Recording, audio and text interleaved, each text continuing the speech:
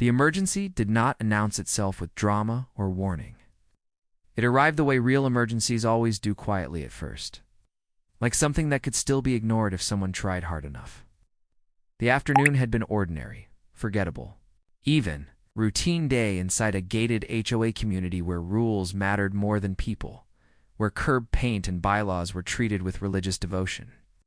Nothing about the moment suggested that within hours, this neighborhood would become an example of everything wrong with unchecked HOA power. The first sign was pressure in the chest, subtle enough to be dismissed.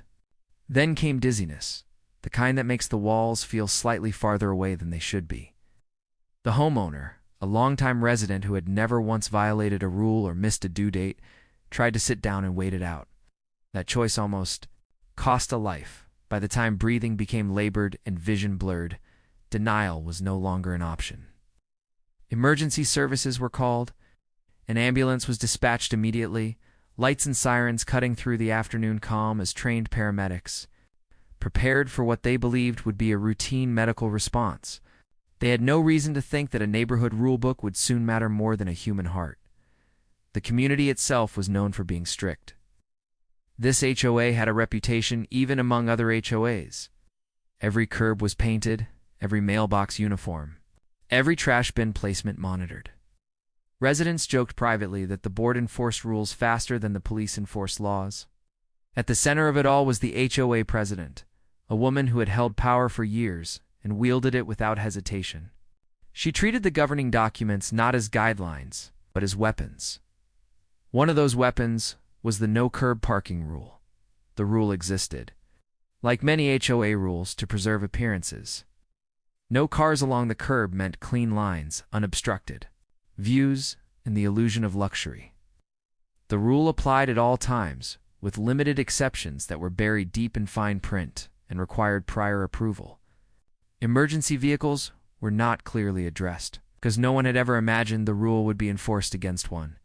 As the ambulance approached the gated entrance, the paramedics encountered the first obstacle. The gate, controlled by a keypad system, was slow. Seconds passed, then more. A bystander attempted to help, waving the ambulance forward, but the delay had already begun to stack up. Time, the one thing medical emergencies cannot spare, was slipping away. Inside the community, the HOA president had noticed the flashing lights. Rather than reacting with concern, she reacted with authority. In her mind, the presence of an ambulance did not suspend the rules. It challenged them. She moved quickly, not to help, but to control. The ambulance, once inside, pulled as close as possible to the affected home. With limited driveway space and narrow streets designed more for aesthetics than practicality, the curb was the only viable option. The paramedics parked where they could access their equipment efficiently, exactly as they had been trained to do. That decision triggered a confrontation that should never have happened. The HOA president appeared, positioning herself between the ambulance and the street like a crossing guard, enforcing an invisible law. She focused on the curb, the tires, the violation. In her view, the emergency was secondary. The rule was primary. She insisted that the ambulance move, that it was not permitted to park there, that the rules applied to everyone without exception. While trained professionals attempted to do their jobs, valuable seconds were lost to enforcement posturing. The delay was not dramatic. There were no raised voices captured in memory, no physical struggle. What made it dangerous was its calmness. The normalcy of it, life-threatening situation treated like a parking dispute. Inside the home, homeowners' condition worsened. Paramedics adjusted, rerouting equipment, carrying gear farther than necessary, compensating for obstacles that never should have existed. They did everything they could, but every unnecessary step added weight to an already critical situation. The ambulance, designed to be a mobile emergency room, had been reduced to a distant accessory because someone believed a curb mattered. More than oxygen flow, unbeknownst to the HOA president, body cameras were recording everything. The footage would later show the unbroken chain of cause and effect, the arrival, the obstruction, the insistence, the delay. It would show a public official because HOA presidents are In effect, private officials with real power placing policy above humanity. It would show how quickly authority can become cruelty when unchecked. At the time, none of that was known. All that existed was tension, confusion, the homeowner struggling to stay conscious while adults argued over pavement. Eventually, the paramedics completed their work and transported the homeowner to the hospital. The emergency did not end at the curb, but the damage had already been done. Doctors would later confirm that the delay had worsened the outcome, turning a manageable situation into a prolonged medical battle. News of the incident spread quickly through the community. At first it was whispered, then discussed openly, then argued over in private social media groups. Some residents defended the HOA president, claiming rules were rules and exceptions led to chaos. Others were horrified, realizing for the first time that the same authority enforcing trash can placement could also interfere with life-saving care. The HOA president, confident in her position, doubled down. She issued notices, cited bylaws, and attempted to frame the incident as a misunderstanding caused by emergency responders who failed to follow community regulations. She underestimated one crucial thing. Evidence does not care about confidence. Within days, requests for the Bodycam footage were filed. Legal inquiries began quietly. The homeowner's family, now facing mounting medical bills and an uncertain recovery, sought answers. They wanted to know why help had been slowed, why no one had intervened, why a rulebook had been allowed to stand between an ambulance and a front door. As the footage moved through official channels, the tone of the community shifted. Support for the HOA president fractured. Silence replaced certainty. The board members who once stood beside her began to distance themselves. Sensing the storm that was coming, this was no longer just an HOA issue. It was a question of liability, negligence, and public safety. It was about whether private power could override emergency response without consequence? And this was only the beginning. The cameras had captured more than a parking dispute. They had captured a moment that would unravel years of unchecked authority and expose the true cost of blind rule enforcement. As lawyers reviewed the footage and media requests began to surface, the HOA president remained convinced she had done nothing wrong. She believed the rules would protect her the way they always had. She was about to learn what happens when rules collide with reality. By the time the Bodycam footage was officially released, the narrative the HOA president had tried to build was already collapsing under its own weight. What had once been framed as a simple misunderstanding was now undeniable, time-stamped evidence of obstruction during a medical emergency. The footage did not exaggerate. It did not editorialize. Simply showed what happened, second by second. And that was more than enough. The video spread faster than anyone involved expected. First through legal channels, then through local journalists, and finally through the algorithm-driven bloodstream of the internet. HOA-focused YouTube channels picked it up almost immediately, then legal commentators, then mainstream media. Titles were blunt, unforgiving, and perfectly suited for virality. The story was no longer about one homeowner or one ambulance. It had become a symbol. Viewers watched as authority was prioritized over urgency. They watched how the presence of flashing lights failed to trigger empathy. They watched how trained paramedics were treated like rule breakers instead of lifesavers. And most importantly, they watched the clock. Each paused second in the footage became its own accusation. Public reaction was swift and merciless. Comment. Sections filled with disbelief, anger, and a familiar refrain. How had this person been allowed to hold power for so long? Former HOA members from across the country chimed in with their own stories of overreach, fines, and intimidation. The incident unlocked a collective memory of resentment that had been quietly building for years. Inside the community itself, panic set in. Board members who had once proudly enforced rules alongside the president suddenly became very concerned about liability. Emergency meetings were called, lawyers were consulted, insurance providers requested explanations. The same governing documents that had once been used to issue citations were now being examined for loopholes, exceptions, and protections that did not exist. The HOA president attempted to regain control. She released a written statement carefully worded and approved by council, expressing concern for the homeowner's health while stopping short of admitting fault.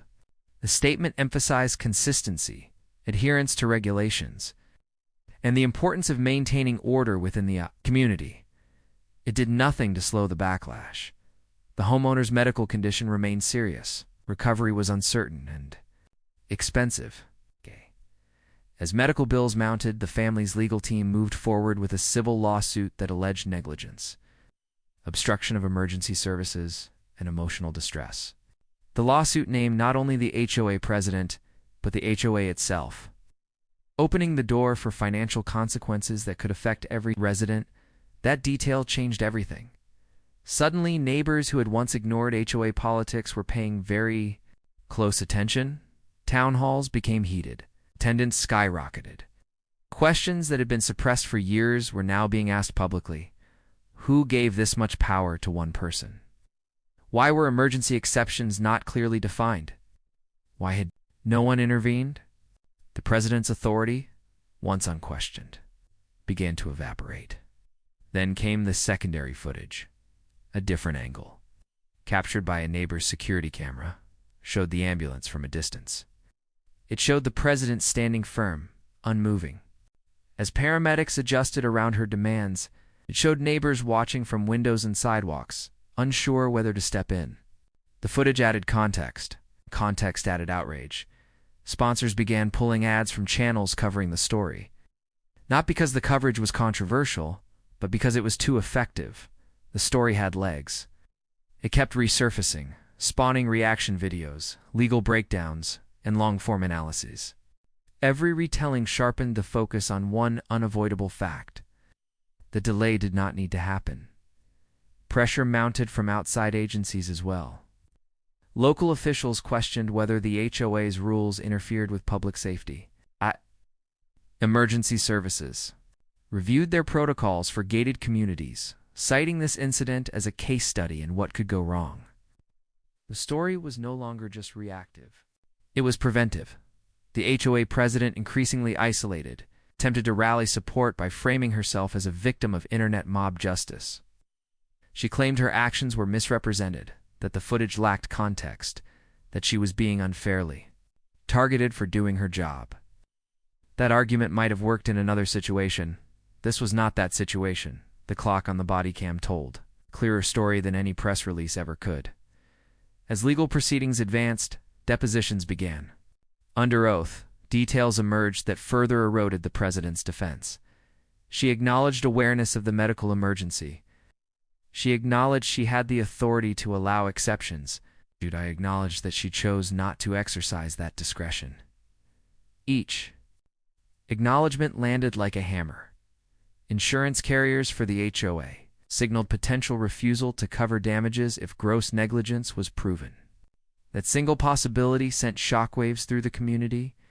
Residents who had once tolerated strict enforcement now faced the prospect of special assessments, raised dues, or reduced services, all because one person refused to step aside.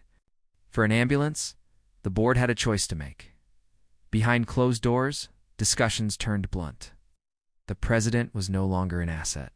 She was a risk, a liability, a symbol of everything the community needed to distance itself from if it hoped to survive the fallout intact. A vote was scheduled. When the meeting took place, it was standing room only. The president sat at the front, posture rigid, expression unreadable. Years of authority could not shield her from the reality unfolding in that room. Board members spoke carefully, but their meaning was clear. The situation had gone beyond personal defense. The community's future was at stake. The vote was not unanimous, but it did not need to be. The HOA president was removed from her position. The decision was immediate and effective. Her access privileges were revoked. Her authority ended. Woman who had once blocked an ambulance over a curb lost her power in the same way she had wielded it through procedure. Outside the room, cameras waited. The removal did not end the story. It accelerated it. Because accountability was no longer theoretical, it was happening, and the final consequences were still ahead. Removal from office did not bring relief. It brought silence, and silence proved far more dangerous than outrage. With no title to shield her and no authority to enforce, the former HOA president was left exposed to the full weight of what she had done. The systems that once protected her had turned inward. Prioritizing survival over loyalty, the lawsuit moved forward with momentum. Evidence continued to stack.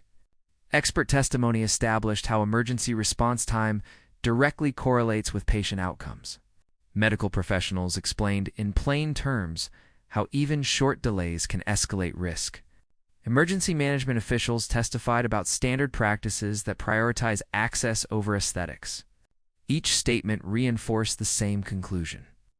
The obstruction was unnecessary and harmful. Settlement talks were attempted and failed. The homeowner's family refused silence money. They wanted accountability, not just compensation. They wanted acknowledgement that what happened was wrong, not merely inconvenient.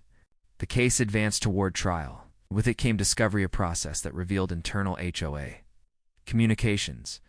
Emails surfaced, showing prior complaints about the president's rigidity. Messages from residents expressing fear of retaliation. Notes from board members acknowledging concerns but choosing not to act. The narrative widened. This was no longer about a single incident. It was about a culture that rewarded enforcement without empathy. Public opinion hardened.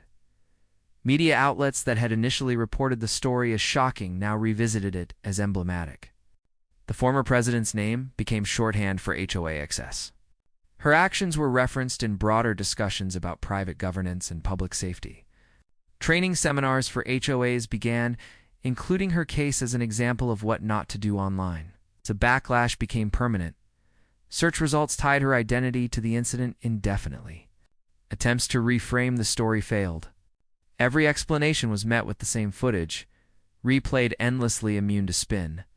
There was no redemption arc available in a story, or an ambulance had been told to move. Financial consequences followed. Legal fees mounted rapidly. Insurance coverage was limited. Personal assets were scrutinized. The stress that residents once felt receiving violation notices was now concentrated entirely on one person. The power imbalance had inverted completely. Meanwhile, the HOA itself struggled to recover. New leadership implemented emergency access reforms, rewriting rules to explicitly protect responders. Training sessions were held. Apologies were issued publicly. The community worked to repair its image, but trust does not regenerate on command. Some residents sold their homes.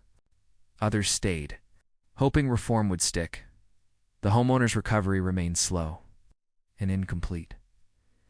The medical emergency left lasting impacts that no settlement could fully erase.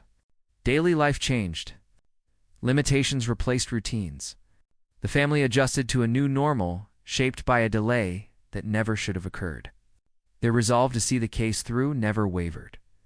When the trial concluded, the verdict sent a clear message. Negligence had occurred.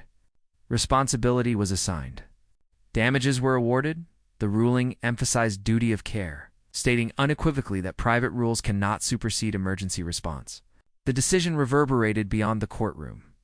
HOAs across the country reviewed their bylaws overnight. Attorneys issued warnings. Emergency services updated guidance for gated communities. Nationwide change, slow and resistant, finally moved. The former HOA president disappeared from public view. No interviews followed the verdict. No statements attempted to soften the outcome. The silence remained heavy and complete. Power had once given her a voice. Without it, there was nothing left to say. Years later, the footage still circulates. It resurfaces whenever a similar incident occurs. Whenever authority oversteps, whenever rules threaten reason, it serves as a reminder that control without compassion becomes cruelty, and that consequences, once delayed, eventually arrive with precision. The curb where the ambulance parked remains unchanged. No plaque marks the moment. No sign explains what happened. To passersby, It looks like any other street in any other HOA-controlled community. But for those who know the story, it represents a turning point, a moment when blind enforcement collided with reality and lost. The lesson endures. Rules exist to serve people, not replace them. And when they are enforced without humanity, the cost is never abstract. It is measured in seconds, in heartbeats, and in lives forever altered.